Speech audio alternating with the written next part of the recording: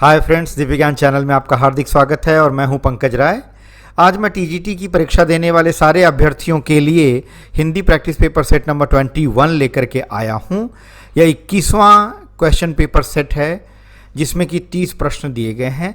इन 30 प्रश्नों का जो लेवल है वो बहुत हाई करके दिया हुआ है। आज का क्वेश्चन पेपर सेट या प्रैक्टिस पेपर सेट स्टार्ट करने से पहले मैं आप सभी अभ्यर्थियों को बताना चाहूँगा कि आपका एग्ज़ाम बिल्कुल सिर पर आ चुका है। ऐसी हालत में अगर आपको कोई भी वीडियो ग्रामर से रिलेटेड चाहिए, चाहे वो रस हो, अलंकार हो, छंद हो, मात्रिक छंद या वार्णिक छंद, उपसर्ग हो, प्रत्यय हो, समास हो, लिंग हो, वचन हो, संधि हो, इन सब सारे टॉपिक्स पर वीडियो मेरे चैनल पर अवेलेबल हैं। आपसे रिक्वेस्ट है कि आप मेरे चैनल को खोलिए दिव्य ज्ञान करके और वहाँ पर वीडियो टैब पे जा करके उसको क्लिक करिए, आपको सारे वीडियोस खुल जाएंगे। 150 वीडियो अपलोड हो चुकी हैं। इन सब सारे 150 वीडियोस में आपके काम की टॉपिक्स सारी की सारी मिल जाएंगी जो आपको चाहिए। और मुझे उम्मीद ही नहीं बल्कि पूर्ण विश्वास है कि आप को ये सारी वीडियोस काफ़ी लाभ पहुंचाने वाली हैं। चलिए आज का क्वेश्चन पेपर सेट स्टार्ट करते हैं। मित्रों, पहला प्रश्न है, बिंब का कार्य प्रधानतः है। बिंब का कार्य जो होता है वह होता है भाव संप्रेषण का और उत्तेजना दोनों का होता है। बिंब क्या होता है ये कोशिश करूंगा मैं, थोड़े दिनों के बाद वीडियो बन जाएगी। अभी हो सकता है इस एग्ज़ाम के लिए आपको काफ़ी बिंब और प्रतीक के ऊपर वीडियो ना मिल पाए, लेकिन हाँ, हिंदी साहित्य के ऊपर आज मैं कोशिश करूंगा कि आदिकाल और भक्तिकाल के ऊपर आज वीडियो बना करके आपको रात 10 बजे से पहले अवेलेबल करा दूं, ताकि आपको भी ये दोनों टॉपिक, महत्वपूर्ण टॉपिक, आपको रिवाइज करने में आसानी हो। तो चलिए, बिंब का कार्य जो है ये दो होता है, भाव संप्रेषण और उत्तेजना। तो ये दोनों चीज़ें किस में मिल रही हैं, किस ऑप्शन में मिल रही हैं? ऑप्शन सी में, उपर्युक्त दोनों। तो ऑप्शन सी सही है। प्रश्न संख्या 2 में देखते हैं क्या है। संस्कृत के काव्य शास्त्र वेत्ताओं ने प्रतिभा शब्द का प्रयोग किसके स्थान पर किया है? देखिए, संस्कृत के काव्य शास्त्र वेत्ताओं ने प्रतिभा शब्द का प्रयोग कल्पना के स्थान पर किया है। इसमें भी ऑप्शन सी सही है। तीसरा प्रश्न, बिंब का प्रवर्तक है। बिंब का प्रवर्तक फिल्ट है। चौथा प्रश्न, तो तीसरे का ऑप्शन डी सही है। चौथा प्रश्न देखते हैं, हिंदी समीक्षा जगत में बिंब के सर्वप्रथम प्रयोगकर्ता हैं। हिंदी समीक्षा जगत में बिंब के सर्वप्रथम प्रयोगकर्ता हैं रामचंद्र शुक्ल जी। ऑप्शन बी सही है। पांचवा प्रश्न, कौन सा नाम मिथक का नहीं है? पांचवें का ऑप्शन ए सही है, आख्यानक। ये मिथक का नहीं है। छठवां प्रश्न, नाइप फ्राई किस समीक्षा के प्रबल समर्थक हैं?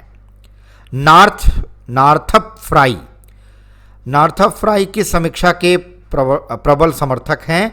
छठवें का ऑप्शन सी सही है, मिथकीय समीक्षा के। सातवां प्रश्न, भारतीय मान्यता के अनुसार विधाओं की संख्या है। भारतीय मान्यता के अनुसार विधाओं की संख्या 64 है, 64। ऑप्शन डी सही है। आठवां प्रश्न, साहित्य को लोक मंगल का प्रयोजन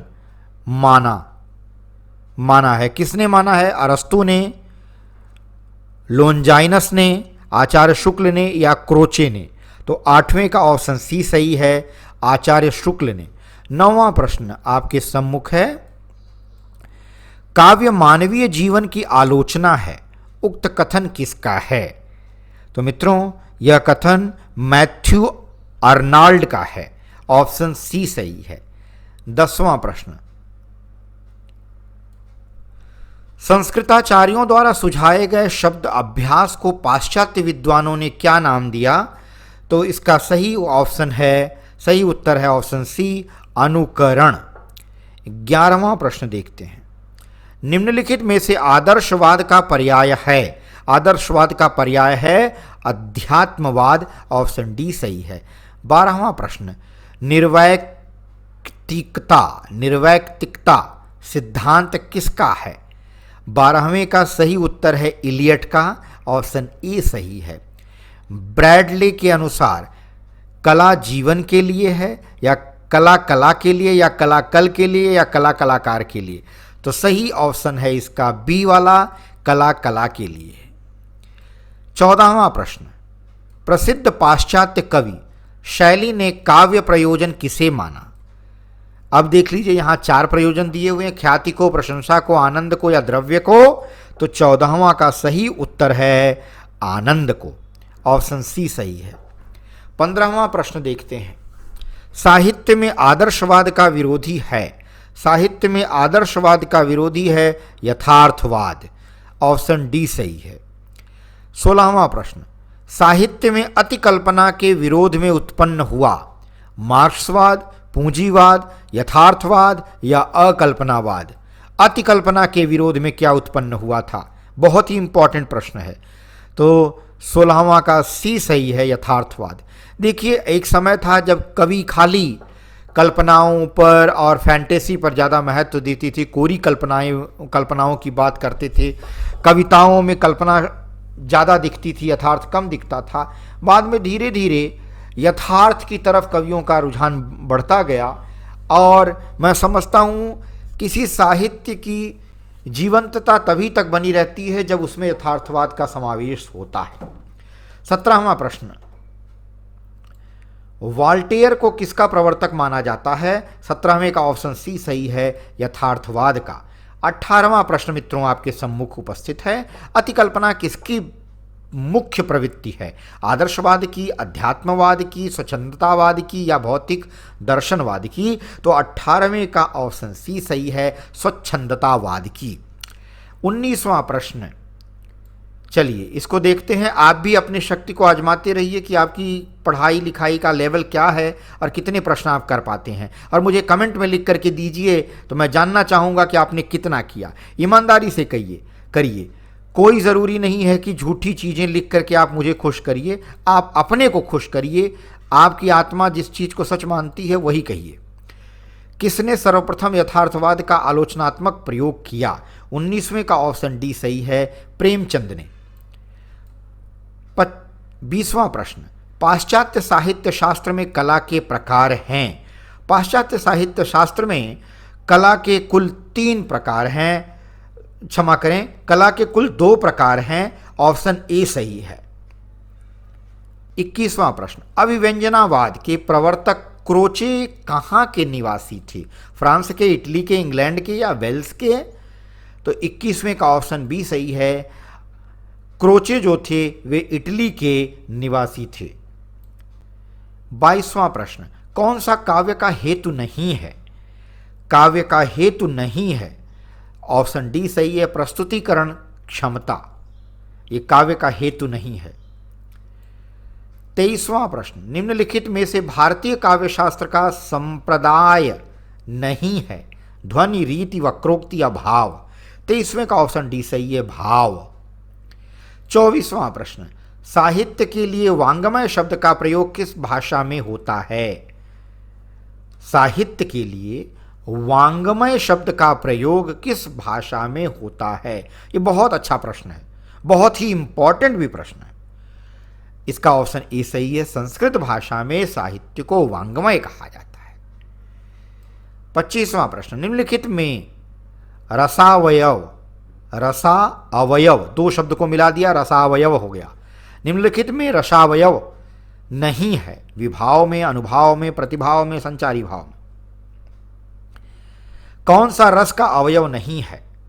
तो 25वें का ऑप्शन सी सही है, प्रतिभाव।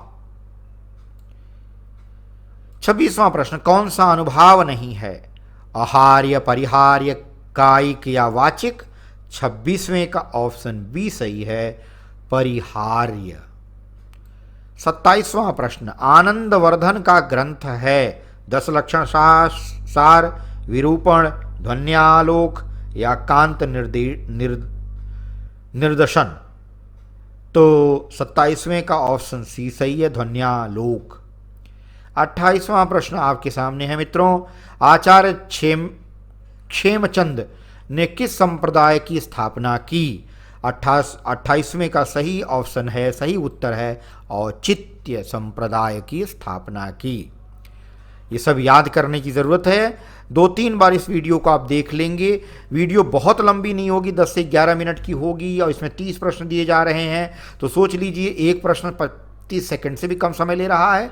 आपसे रिक्वेस्ट है कि आप इसको रिवाइज करिए ताकि आप अच्छे से अच्छा अंक प्राप्त कर सकें, क्योंकि ये काव्यशास्त्र पर आधारित है।